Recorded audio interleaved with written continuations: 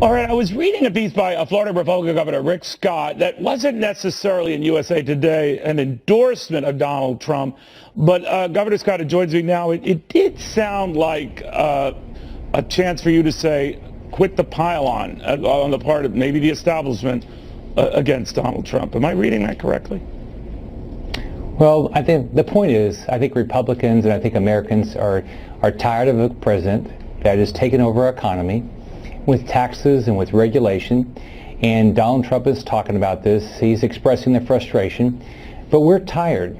We're tired of a federal takeover of our economy. We're tired of taxes, Obamacare, regulation, and I think the candidate is going to be the candidate that figures out how to have a credible plan for robust job creation. And I think all the Republican candidates have that opportunity. We've got Marco Rubio, Jeb Bush, Mike Huckabee lives here, Ben Carson, and Donald Trump's here part-time. But Americans are tired of where we're going. I read into your comments that you wanted to stop the infighting, that you maybe looked at the distinct possibility Donald Trump, correct me if I'm wrong at any moment, could be the nominee, and you don't want him so badly damaged that he goes on to lose. Am I reading that correctly? Neil, what I think is they ought to talk about jobs. When I ran in 2010, outsiders are winning because they're talking about what Americans care about. We need more jobs. We've added 1 million jobs in 5 years since I've been governor. We need millions of jobs in this country. Well, I think what others are saying in your party, Republicans though, to talk about it. I understand, but what they're saying in your party, not all, but they're saying that Donald Trump might have some very good messages, but he would be a bad messenger and go down to horrific defeat. You obviously think otherwise. Oh, look, I believe this is the year for Republicans. I think we're tired of what Barack Obama is doing. Hillary Clinton will be another 4 years of Barack Obama. I think a Republican's going to win, but I think the Republican that wins is going to be If Donald Trump with a nominee, he could win.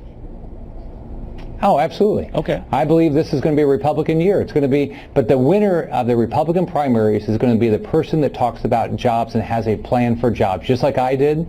And other outsiders that have won, they've focused on jobs. But also, you know, it was interesting coming from you, Governor, because, of course, you, too, were a very successful businessman in the healthcare arena.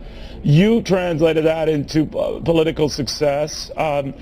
So I'm wondering if you were sending out a reminder that just because you are from outside the political petri dish doesn't mean you can't succeed. Was that sort of subliminal? I think what you're seeing, Chris Christie was an attorney and prosecutor. Ted Cruz was a prosecutor. Ron Johnson, senator from Wisconsin, was a manufacturer. Bruce Rauner, business person. Matt Bevin, one Kentucky business person. What you're seeing is outsiders that are bringing energy into this. But all of our Republican candidates can win if they start getting on the message that we need a dramatic change in the federal government. We've got to cut taxes. We've got to balance our budget. We've got to reduce regulation. We can't have the federal government running our lives. Neil, how can you build a business today when you have all this just complete federal takeover of how you run your business? Whatever area of the federal government is, they are running our businesses. Now, when you and I last had a chance to speak in person when I was there for your Florida summit, I think back in June of last year, Donald Trump wasn't even on the horizon. Jeb Bush was the rock star, the party favorite. And we talked to all the prominent Republican candidates who would formally announce some of them weeks, months after that event. Are you surprised now that your state, a crucial winner-take-all state, might not be won by the two favorite sons, either Jeb Bush or Marco Rubio? Does that possibility surprise you? I think Florida is it's the biggest swing state in the country. I think it's going to be a national race when it gets to Florida. It's winner-take-all March 15th. I think it's going to be about jobs. That's why I did that summit about jobs, right. And that's what every person talked about. But look, Jeb Bush did a great job as governor. Our graduation rates are way up in Florida, or K-12, because of Jeb Bush, things he did. Marco Rubio has done a great job fighting the oppression of the Castro brothers in Cuba.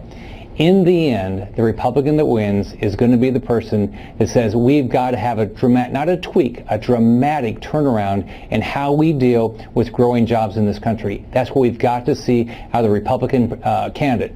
And I think that's who's going to win. Whoever does that's the best. That isn't quite what I asked, but does it surprise you now that those two gentlemen you mentioned, Marco Rubio and Jeb Bush, might not win their home state? Well, I think it's. I mean, Neil, I think it's early. I think we're going to see a lot of changes in the next 60 days. All right, Governor, it's always a pleasure, sir. Thank you very